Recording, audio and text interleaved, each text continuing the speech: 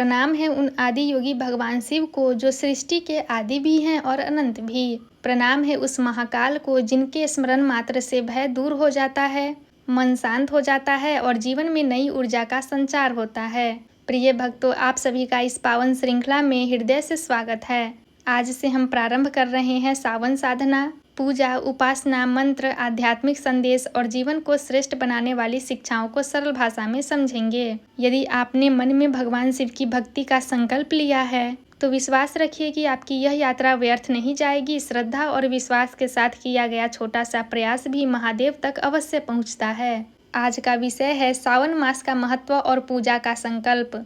भारतीय पंचांग के अनुसार आषाढ़ के बाद आने वाली महीना श्रावण, जिसे सामान्य भाषा में सावन कहा जाता है, भगवान शिव को समर्पित माना जाता है। यह महीना केवल एक धार्मिक पर्व नहीं बल्कि आत्मशुद्धि, संयम, सेवा और भक्ति का विशेष अवसर है। सावन हमें याद दिलाता है कि मनुष्य केवल भौतिक सुखों के लिए नहीं जन्मा बल्कि अपने भीतर छिपी दिव्यता को पहचानने के लिए भी जन्मा है। इसलिए इस पूरे महीने में लाखों श्रद्धालु भगवान शिव की आराधना करते हैं, जलाभिषेक करते हैं, मंत्र जपते हैं और अपने जीवन को सकारात्मक दिशा देने का प्रयास करते हैं। भगवान शिव को भक्ति सबसे अधिक प्रिय है। धार्मिक परंपराओं में सावन का महीना शिव उपासना के लिए अत्यंत शुभ माना गया है। इस महीने में भक्त शिवलिंग पर जल अर्पित करते हैं, बेलपत्र चढ़ाते हैं, ओम नमः शिवाय मंत्र का जप करते हैं और अपने जीवन में सदाचार अपनाने का प्रयास करते हैं। सावन का संदेश केवल पूजा तक सीमित नहीं है, यह हमें सिखाता है मन को शांत रखना, क्रोध पर नियंत्रण रखना,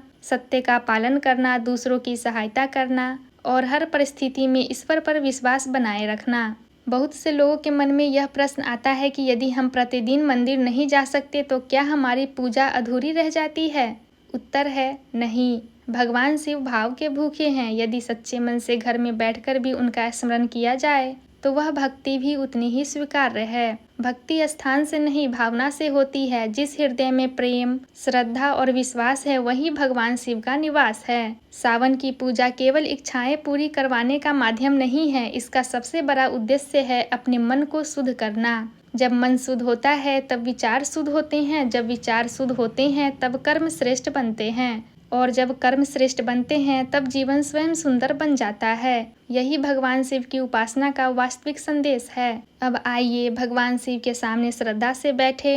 यदि संभव हो तो एक दीपक जलाएं, अपने सामने जल का एक पात्र रखें, आंखें बंद करें, कुछ क्षण गहरी सांस ले और मन ही मन भगवान शिव का स्मरण करें।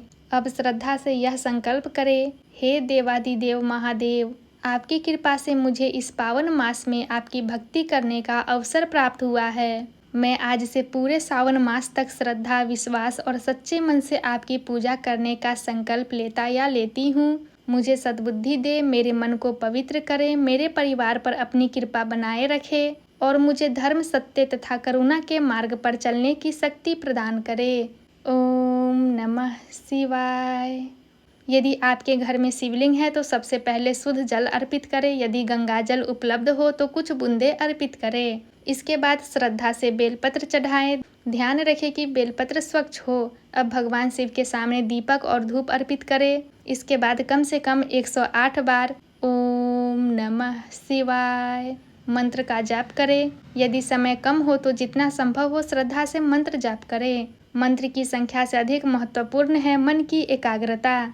जीवन में कठिनाइयाँ सभी के सामने आती है, लेकिन जो व्यक्ति भगवान शिव पर विश्वास रखता है वह हर परिस्थिति का सामना धैर्य से करना सीख जाता है। महादेव हमें सिखाते हैं कि शक्ति का अर्थ केवल बल नहीं बल्कि संयम भी है। क्षमा भी शक्ति है, करुणा भी शक्ति है, सत्य भी शक्ति है और सबसे बड़ी शक्ति है अहंकार का त्याग। आने वाले इस दिनों में हम प्रतिदिन भगवान शिव की पूजा, मंत्र, अभिषेक, बेलपत्र, रुद्राक्ष, शिव परिवार, सावन के सोमवार, प्रदोष, रुद्राभिषेक, शिव चालीसा और अनेक महत्वपूर्ण विषयों को सरल भाषा में समझेंगे। हमारा उद्देश्य केवल जानकारी देना नहीं है बल्कि भगवान शिव के प्रति प्रेम और श्रद्धा को और अधिक गहरा बनाना है। यदि जीवन में कभी ऐसा लगे कि सब कुछ आपके विरुद्ध हो रहा है तब भी भगवान शिव का नाम लेना मत छोड़िए, क्योंकि अंधकार कितना भी गहरा क्यों न हो, एक दीपक उसे समाप्त करने के लिए पर्याप्त होता है। उसी प्रकार सच्चे मन से लिया गया ओम नमः शिवाय का एक मंत्र भी मन में आशा का प्रकाश जगा सकता है। आइए अंत में हम सभी मिलकर भगवान शिव से प्रार्थना करें। हे भोलेनाथ, हमारे जीवन से भय, चिंता, क्रोध और अहंकार को दूर करें। हमें सत्य, सेवा, प्रेम और भक्ति का मार्ग दिखाएं। हमारे परिवार, समाज और समस्त संसार पर अपनी कृपा बनाए रखें। जो भी भक्त श्रद्धा से आपका स्मरण कर रहा है, उसके जीवन में सुख, शांति और सद्बुद्धि प्रदान करे। हम सबको धर्म के मार्ग पर चलने की शक्ति दे। ओम नमः शिवाय। हर हर महादेव। यदि आपको यह भक्तिमय प्रस्तुति पसंद आई हो तो वीडियो को लाइक करें, अपने परिवार और मित्रों के साथ साझा करें और कमेंट में श्रद्धा से अवश्य लिखें। ओम नमः शिवाय। इसी के साथ फिर मिलेंगे दूसरे दिवस में, जहां हम जानेंगे भगवान शिव का ध्यान कैसे करें। तब तक भगवान शिव की कृपा आप सभी पर बनी रहे। हर हर महादेव।